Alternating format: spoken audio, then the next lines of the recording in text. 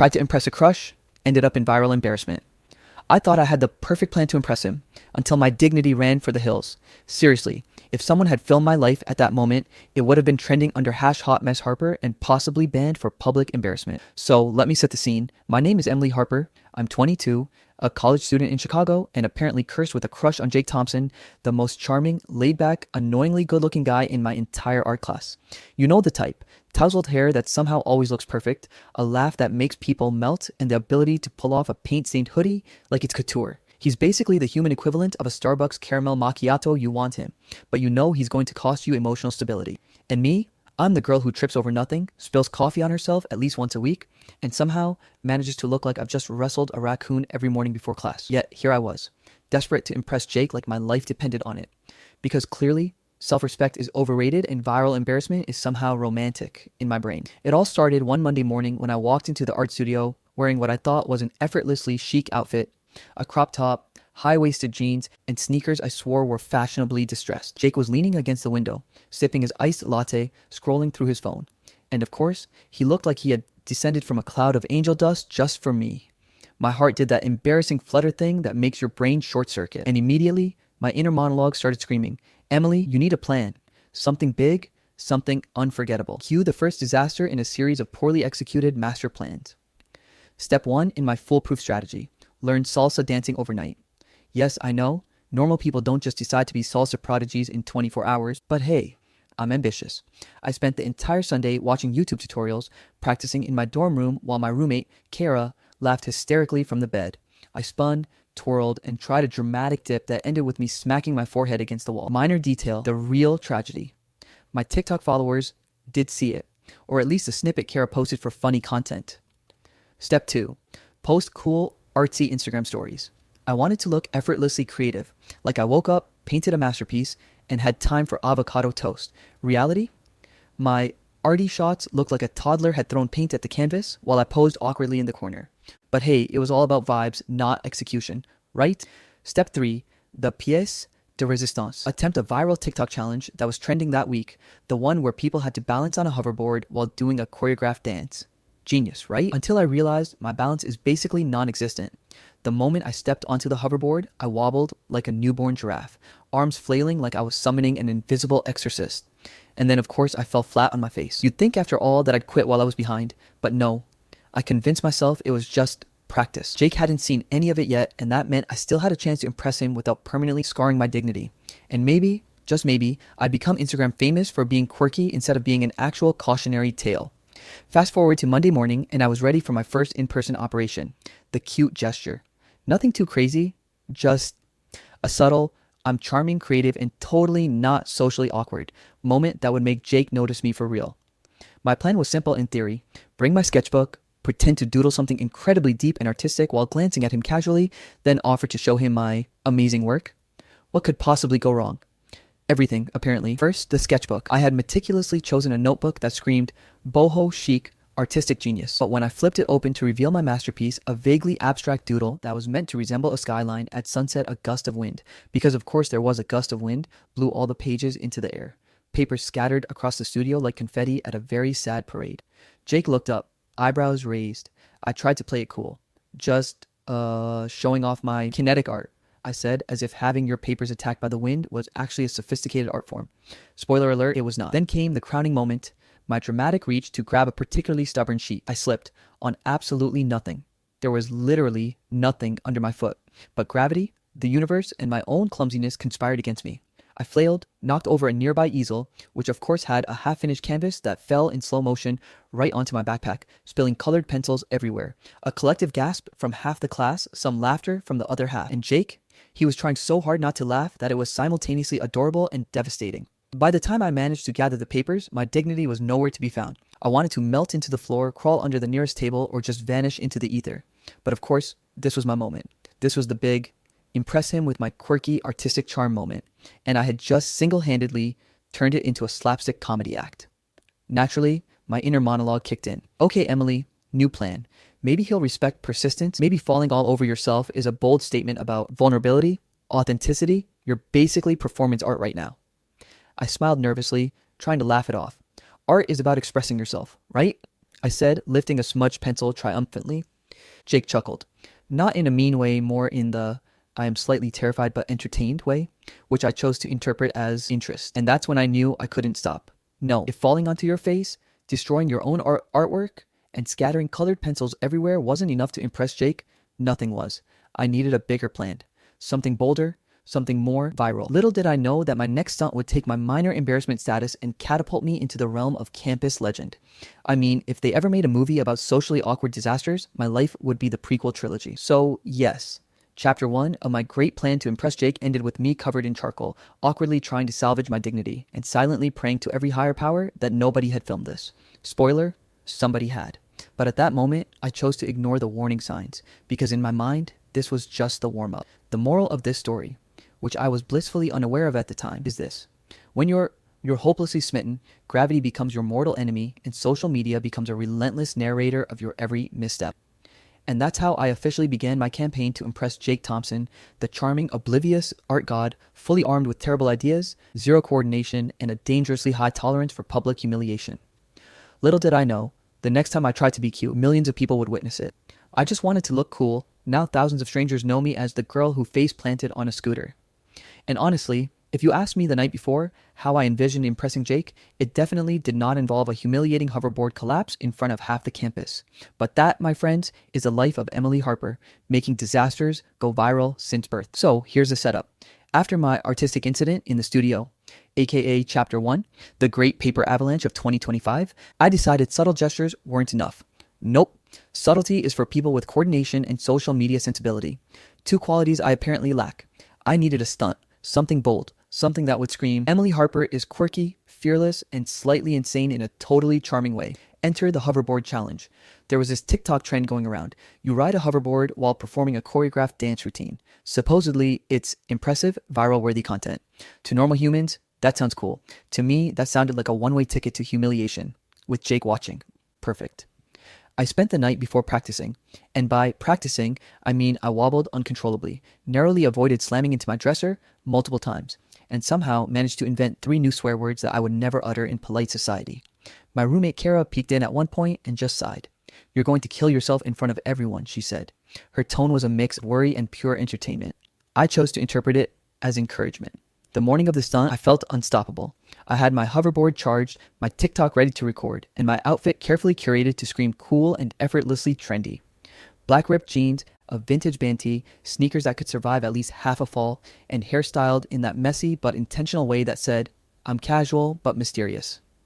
I rolled into the campus quad with the swagger of someone who had absolutely no idea what they were doing. Of course, it was packed students lounging on the grass, people walking to class, and Jake, leaning against the fountain with his iced latte, looking exactly like he was born to witness my impending disaster. My heart did that ridiculous flutter thing, the one that makes you want to scream and vomit at the same time. I mounted the hoverboard, chest out, ready to make history. For approximately 3 glorious seconds, I looked like I belonged in a music video. Then, the wobble began. Oh, sweet universe, the wobble. I swear, my life slowed down in that instant. Arms flailing, legs panicked, teeth gritted. I tried to execute the first dance move, a spin with a little hop, and that's when gravity, karma, and every poor life choice I'd ever made teamed up against me.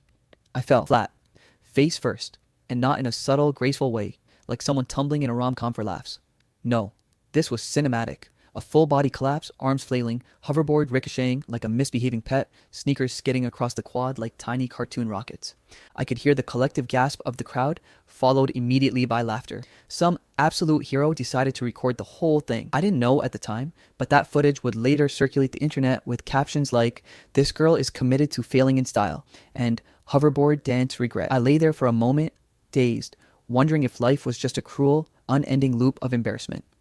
And then I felt it, the weight of 1,000 eyes, and the realization that Jake was looking at me. He was laughing, but in the kind of way that wasn't mean-spirited. It was more, I don't know, whether to cry or clap kind of laughter. I scrambled up, cheeks flaming, trying to act casual. Just warming up, I said. People clapped. I have no idea why. Maybe they were rooting for me to fail harder. Maybe they were impressed by my sheer commitment to chaos. Either way, I decided to lean into it. I struck a victory pose, hoverboard slightly smoking from the skid, hair sticking out in odd angles, face probably bright red, totally effortless. By the time I got back to my dorm that night, I had 1,237 notifications on my phone. My friend group had already renamed me Hoverboard Girl in the group chat. I opened Twitter. Oh, sweet lord. Thousands of strangers had already seen the video. Hundreds of comments, memes, emojis. Some people were genuinely supportive, like, girl, you go. But mostly, well, let's just say the internet is brutal. One trending tweet literally read, she just committed full human wipeout on a hoverboard. I love her. I felt a mixture of mortification and strange pride. Part of me wanted to crawl under my bed. Part of me wanted to make merch. Faceplant Queen, hoverboard edition. My inner monologue oscillated wildly. Emily, you absolute disaster. This is a nightmare. This is also kind of amazing. You are a legend now. And then came Jake's reaction. He texted me, which at first I thought would be a mix of horror and mockery. Instead he wrote, okay, I have questions. Mostly, how are you alive? And also, that was kind of awesome. I stared at the message for a solid 10 minutes, rereading it, trying to decipher if kind of awesome was a subtle hint of affection or just polite terror. I eventually concluded it was the former. Probably. Maybe. So naturally, my first instinct wasn't shame, regret, or self-preservation. Nope. My first instinct was to plan my next big stunt. If falling on my face in front of Jake could make me viral, then clearly I needed a plan that would blow his mind. Something bigger, bolder, more memorable. Something that would show him my quirky brilliance while maybe, just maybe, keeping me in one piece this time. I stayed up that night, sketching out ideas like a madwoman, flash mob in the library, dramatic art reveal in the quad, public serenade with my roommate doubling as my backup singer. Each idea was more absurd than the last. Each one guaranteed either love, fame, or more internet humiliation. Probably all three. By the time I fell asleep, my phone buzzing endlessly with notifications, my room littered with hoverboard accessories and snack wrappers, I had decided something crucial. Emily Harper does not give up. Emily Harper survives, thrives, and probably trends on social media at least once a week. And most importantly, Emily Harper will never, ever let Jake forget her. Spoiler alert, the next week would prove just how wrong I was about controlling outcomes. But for now, I let myself savor the strange mix of mortification and victory that comes from realizing the entire campus had witnessed your full body fail in slow motion, while your crush laughed just enough to make it bearable. And that, my friends, is how I officially became the girl who face planted on a scooter. Legend has it, the video would haunt me for years. But hey, at least Jake thought it was kind of awesome. Apparently, my entire life was now a meme and I still hadn't kissed him yet. Not that I'd ever admit to thinking about that in public, but yes, my brain had a minor obsession problem. You see, after the whole hoverboard fiasco, which by the way, somehow made me internet famous as the girl who face planted on a scooter, I thought, Emily, if at first you don't succeed, escalate everything by 100%, and escalate I did. It started with my grand artistic gesture plan. I figured if I wanted Jake to see me as more than a viral disaster, I had to show my creativity, my passion, my utter commitment to chaos. My brilliant idea? A surprise art installation in the campus square. I envisioned a display of lights, sculptures, and interactive sketches, something that would scream, I am quirky, brilliant, and slightly unhinged, but in a charming way. What actually happened looked like a toddler had staged a carnival in a hurricane. The lights tangled, the sculptures leaned like drunk giraffes, and the interactive sketches, well, let's just say one of them involved glitter glue and left an unfortunate handprint on my forehead. I swear, that handprint looked like a sad ghost had stamped me. Naturally, I documented the whole thing on TikTok because that's what legends do. Right? Wrong. The video captured my tripping over an extension cord, nearly knocking over a sculpture that would have crushed a small dog if anyone had dared to bring one into the square. And yes, the video went live before I had a chance to edit it. My life, a live-streamed comedy of errors. Friends rallied in different ways. Kara, bless her, offered moral support and some actual help. Emily, do you realize your sculpture is leaning on the verge of collapse and that glitter is in your hair? I nodded sagely, as if glitter on your forehead somehow conveyed avant-garde sophistication. Meanwhile, my friend Max filmed the chaos and later shared it online with the caption, Emily Harper, master of unintended performance art. I couldn't be mad. He had a point. But the real fun started when Jake started interacting online. After the hoverboard video, he'd sent a few texts that were teasing but harmless. Now, he was tagging me in memes, laughing at my art installation catastrophe, and even sending direct messages like, you have a gift for chaos. I admire that. Admire that? My life was basically a walking disaster reel, and he was complimenting me? This was either a sign of true love or Stockholm Syndrome. Either way, I chose to ignore the logic and spiral happily. Emboldened, I went for plan 2, the TikTok dance flash mob. I figured if one solo fail made me viral, a coordinated group performance would cement me as a campus legend. I recruited Kara, Max, and a handful of other brave souls willing to participate in what they called Emily's slightly terrifying dance spectacle. We practiced in the dorm lounge. It looked messy. Very messy. I accidentally kicked Kara in the shins during one spin. Max tried to help by demonstrating a move and somehow flipped himself over backwards. We had minor injuries, nothing hospital-worthy, but enough to make me question the very concept of gravity. The day of the performance, we set up in the quad. Students gathered, mostly curious, mostly concerned, and probably expecting a train wreck, which, let's be honest, I delivered with remarkable consistency. Music blared from a Bluetooth speaker I couldn't figure out how to sync. Costumes flapped in the wind, and my choreography looked like interpretive dance inspired by chaos theory. And predictably, disaster struck. Mid-spin, I tripped over Kara's foot, sending both of us sprawling into a decorative fountain. Water everywhere. Someone's thermos flew into the air, and I can only assume a duck nearby gave up hope entirely. A TikTok user filming the event caught every second. By that night, the video had more views than I had friends. Comments ranged from, "Is she okay?" to "Legend, absolute legend," to "Why is this so mesmerizing?" I was mortified. My face burned. I could practically hear my dignity screaming from across the country, and yet, somewhere deep down, I laughed. Because if you can't laugh at yourself while soaking wet in a fountain, what's the point? Meanwhile, Jake sent me a new DM. "Okay, fountain fail is next level. You're officially my favorite chaos agent." I stared at that message, partially horrified, partially elated, and partially plotting my next move. Clearly, Jake had a type disaster prone, slightly insane, but somehow endearing. At this point, I realized something important. My attempts to impress Jake were spiraling out of control. I was overthinking, overdoing, and completely overexposed to the internet, yet he seemed to enjoy it. Maybe, just maybe, there was no perfect moment. No Instagram-worthy kiss, no flawless art display, no coordinated dance that, well, could guarantee admiration. Maybe, if I wanted to impress him, I had to accept the chaos I brought with me everywhere. But of course, acceptance is for calm people, not thrill seekers like me. So naturally, I decided on one final heroic attempt, the campus talent show. This would be the apex of my campaign, an event so daring, so memorable, that Jake would have no choice but to notice me. No fountains, no hoverboards, no glitter glue explosions, just pure, unfiltered Emily Harper performing something epic. I spent the week planning, sketching ideas, and coordinating with my friends, who were equal parts terrified and supportive.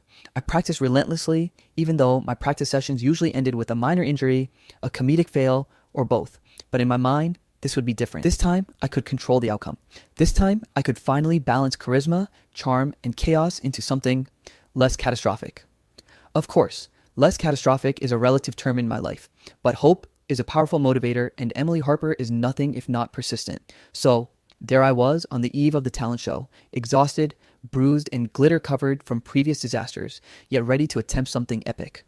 I had a plan, a vision, and a very fragile sense of dignity. And maybe, just maybe, Jake would see the real me, the chaotic, disaster-prone, hilarious me, and like it, or at least survive witnessing it without laughing too hard. Either way, I was committed. And that, my friends, is how Emily Harper prepared for her next viral escapade, fully aware that the world was watching, fully aware that she might get soaked in fountains again, and fully aware that her crush would probably never forget her, for better or worse. Turns out, being myself was the only way to win him over and survive the internet. Who knew? Not me, apparently, because for the past month I had tried everything from hoverboards to fountain diving to glitter glue disasters, thinking that if I could just orchestrate one flawless, epic moment, Jake Thompson would finally notice me. And now, here I was, standing backstage at the campus talent show, looking like I'd just survived a hurricane. Because in my world, that was normal. The talent show was the event of the semester. Students lined the seats, phones at the ready, TikTok cameras rolling. It was the perfect stage for a viral spectacle, or so I thought. My plan was simple in theory. Combine my artistic flair, a little humor, a dash of charm, and a carefully choreographed routine that would leave Jake and the crowd impressed. No hoverboards this time. No fountains. No glitter glue ambushes. Just me, a microphone, and my very questionable singing skills. I took a deep breath. Cue dramatic entrance music in my head. Step 1. Walk on stage without tripping. Step 2. Deliver an unforgettable performance. Step 3. Somehow impress Jake without literally face planting. Step 1 went fine-ish. Mostly fine. I tripped over the stage cable as I entered, arms flailing in a brief but highly entertaining mimicry of a swan trying to fly. The crowd gasped, then laughed, and my first thought was, well, that's one way to get attention. I steadied myself and started my performance, a medley of singing, storytelling, and improvised dance moves that made absolutely no logical sense but somehow flowed together like a fever dream. Midway through, disaster struck. A stage prop collapsed. A stack of cardboard boxes toppled toward a group of freshman volunteers. Instinct took over, and I lunged forward, catching the boxes just before they hit anyone. Cue accidental heroism. The crowd went wild. Phones waved in the air. I swear, at that moment, angels sang. Or maybe it was just the audience laughing and cheering. Either way, I became the girl who saved the stage, and all of my previous disasters suddenly felt like warm-up exercises. Jake, of course, was in the front row, laughing at the chaos, eyes wide with what I could only describe as genuine admiration. I tried to maintain my cool, acting like this was all part of the plan, but my sweaty palms, slightly crooked ponytail, and glitter remnants from prior disasters gave me away. Totally authentic chaos. Classic Emily. As I finished my performance, the crowd erupted into applause.